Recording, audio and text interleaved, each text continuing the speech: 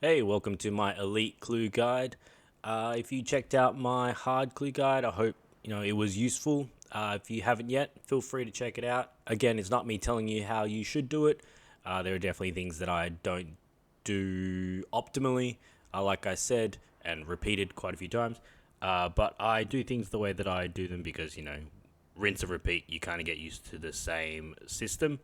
But here we have our requirements for elite clues. Again, the skill requirements aren't too difficult. They're not too high. They're pretty easy to get these days. The only major requirements that you'll need will be the quest requirements. Now, what I love about elite clues is that they actually don't take you to any spots that you haven't unlocked yet. So I did my Globetrotter outfit, my full Globetrotter outfit, using elite clues to begin with. And I hadn't yet unlocked Letya, Letya, whatever it's called, but Prif, essentially. I hadn't unlocked that yet. So, and those of you that have done elite clues before, you'll know what a pain those scan clues can be going around Tirianwen. I think that's how you say it. But I highly recommend that you do your Globetrotter outfit before you unlock Prif if you haven't yet done so already. If you have, well, unfortunately, you gotta walk around and run around that area there. But I did that before, which was very handy. But like I said, these are the requirements that are on the screen. Not too high. They're pretty accessible for everyone to do. Now, looking at my actual inventory, I've got my rune pouches as always for my teleports. I've got my Passage of the Abyss again for the teleports. You'll need the Dorgashkan spheres for those scan clues. You also need your Moon Clan and South Feldip Hills teleport is what I have programmed my clue trainer to go to when it triangulates, and I'll show you an example of that in a moment. I also use quite a lot of fairy rings and quite a lot of my spirit trees, so I have those in my invent ready to go. I use my big book of piracy for my Mosler harmless. Again, I don't know how to say it, but I use all of these quite regularly. The Ectophile is what I used instead of the big book of piracy. I only actually recently got that a few weeks ago. Because I just hate doing quests, which, like I said before. So a lot of these things, everything I have in here, I use regularly. So they are very needed.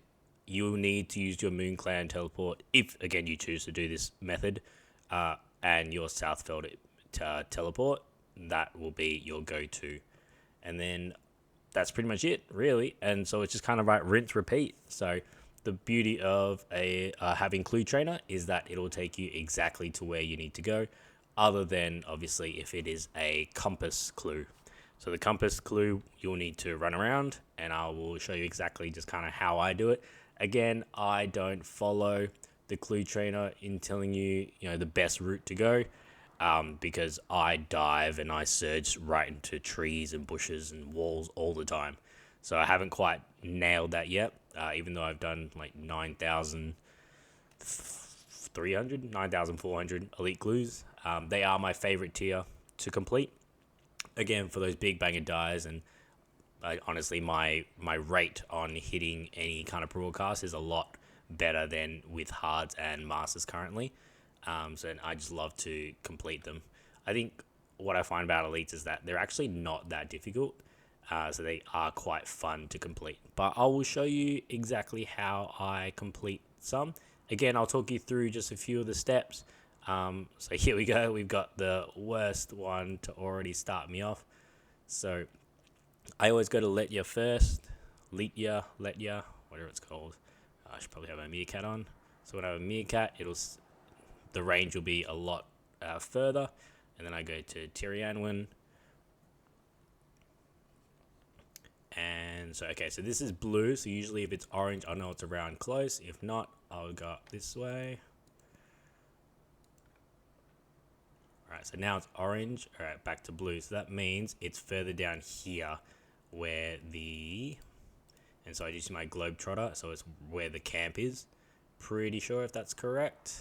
Yeah, there you go. So it's all the way southwest, and I'm not running through all that, so I just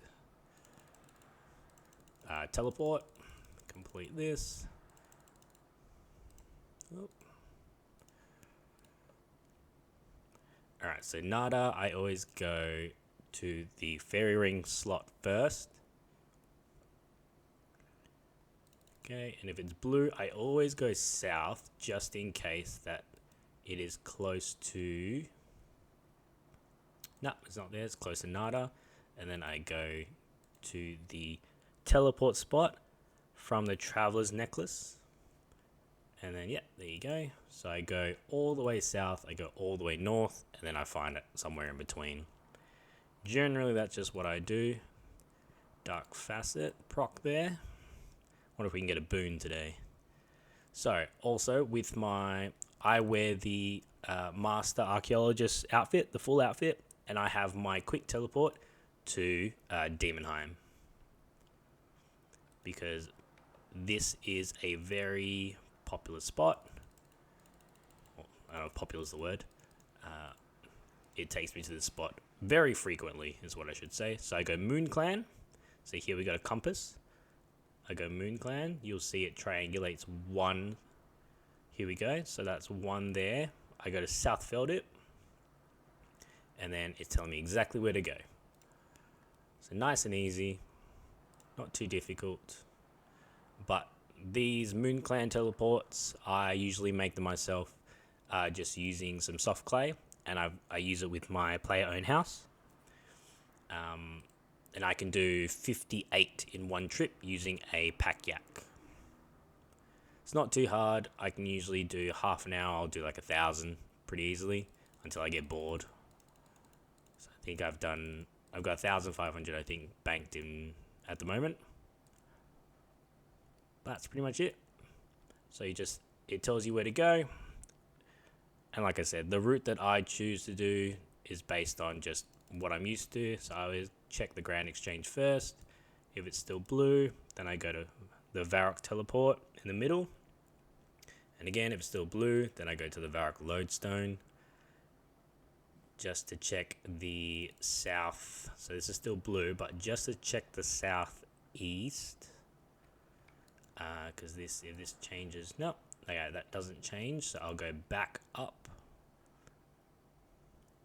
And then it'll be up the top, either up here or it'll be here on the far right. There you go. So it took its time to go orange. That means it's here. But again, it comes within time and experience, and you'll know where you need to kind of run to.